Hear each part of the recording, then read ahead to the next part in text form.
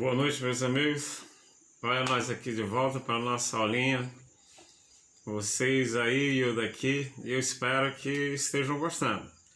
É óbvio que nós estamos nos esforçando para melhorar cada dia mais, para que vocês possam tirar bom proveito dessa nova forma de aprendizado que a gente, por conta da pandemia, está tendo que colocar agora. Não é isso, gente?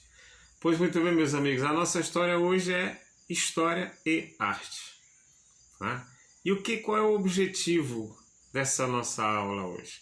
O que eu espero de vocês ao final disso aí?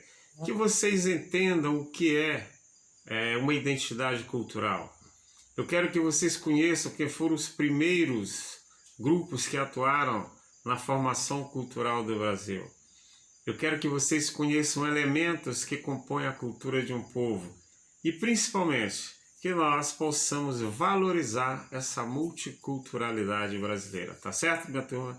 Então é basicamente isso aí que a gente vai estudar agora e ao final eu tenho certeza que vocês vão estar afinadíssimos nisso aí. Pois muito bem. Vamos começar falando de um povo que habitou essa região aqui, o Brasil, por volta de 400 e 1400. Foram os Marajoaras. Eles habitaram a ilha de Marajó. E o que marcou esse povo em termos da cultura? Eles já trabalhavam nessa época a cerâmica de barro. E essa cerâmica, eles faziam jarros, eles faziam potes, faziam inclusive urnas funerárias, caixão, onde eles enterravam os seus entes queridos. E eles já produziam essas peças, inclusive com o grafismo. Eles faziam desenhos humanos, desenhos de animais, enfim. Isso que eles produziam é a arte do grafismo, tá certo? Pois bem, um outro povo também que viveu nessa região e que também deixou uma herança cultural nesse segmento do barro, foram os Carajás. Os Carajás, eles produziam uma boneca de barro, tá certo? Essa boneca de barro, até hoje o povo daquela região, que eles habitaram ali as margens do rio Araguaia, Tocantins, Mato Grosso, Goiás, até hoje o povo daquela região, muitas famílias ainda sobrevivem da produção dessas bonecas, que é vendida tanto no mercado brasileiro quanto no mercado externo. Tá certo, turma? Pois muito bem, então nós falamos aqui de um elemento cultural que é a produção da cerâmica em barro. Mas vamos falar de um outro agora, que foram os nativos, os índios. Os índios, eles sempre valorizaram muito a pintura corporal. E isso tinha um significado de grande importância para eles, porque a pintura entre os índios, ela marcava a função de cada elemento no grupo. Então, quando olhava aquela pintura, você já sabia quem era aquele elemento e qual era a função do índio no grupo. Então a gente percebe, né? A gente olha, vê hoje aí os indígenas brasileiros, quando eles vão para a guerra, eles têm um tipo de pintura. Quando eles vão fazer um determinado tipo de dança, eles têm um tipo de pintura. Então a pintura entre os indígenas, a expressão, esse tipo de expressão cultural no corpo, ela tem um significado muito grande entre os índios. Tá certo, turma? Pois muito bem. A gente agora vai falar...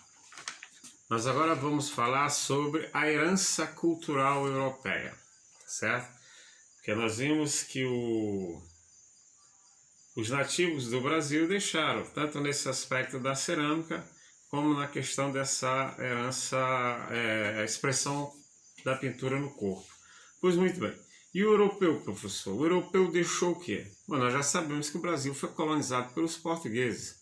Foram eles que chegaram a 1500 e que conquistaram o nosso país e impuseram muito da sua cultura, certo? O que nós herdamos dele hoje que a gente pode ter e digamos assim, coisa que está no nosso dia a dia?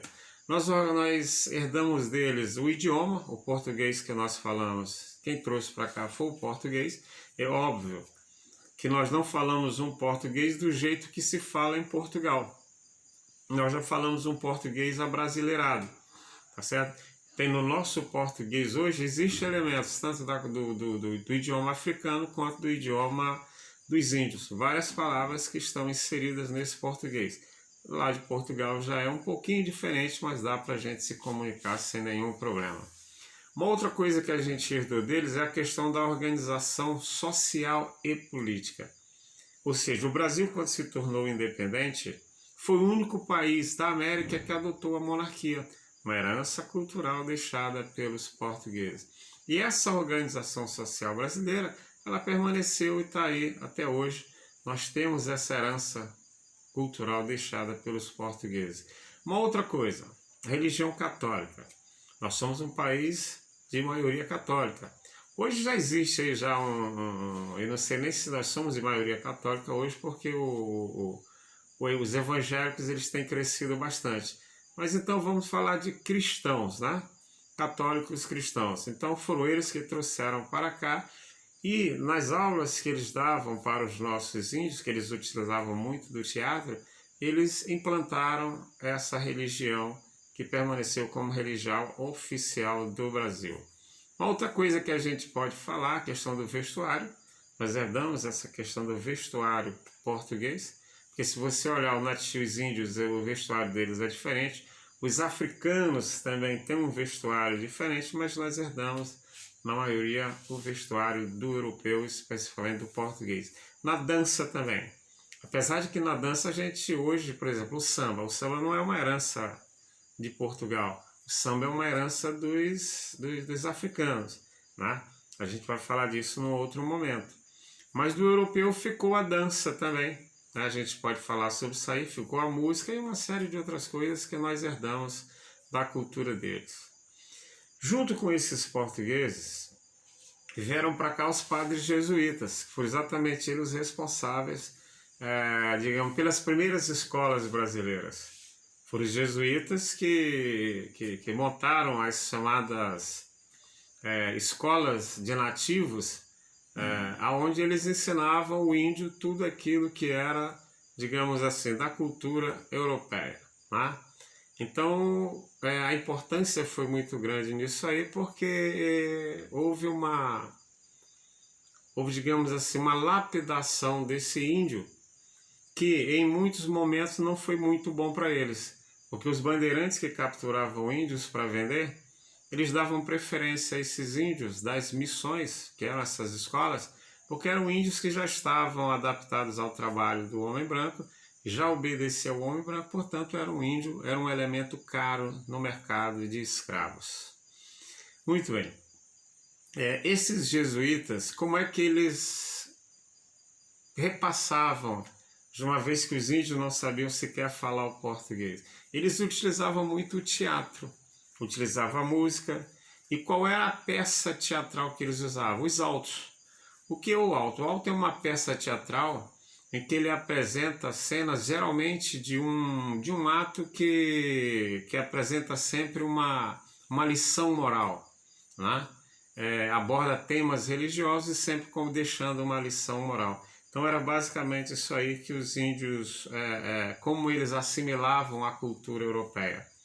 Se nós formos ver, lá na Idade Média, também a Igreja Católica fez uso do teatro para poder fazer os ensinamentos religiosos. Então, por onde a Igreja Católica foi, ela levava essa forma de transmitir a cultura, uma vez que o povo não falava a mesma língua e o início era o teatro. Tá ok, gente? Pois muito bem. Eu espero que a gente possa ter contribuído com vocês aí. Eu vou passar depois aí uma atividadezinha básica em cima do que a gente falou, mas vocês podem pesquisar também na internet. Uma boa noite e um abraço para todo mundo. Valeu, galera. Tudo bem.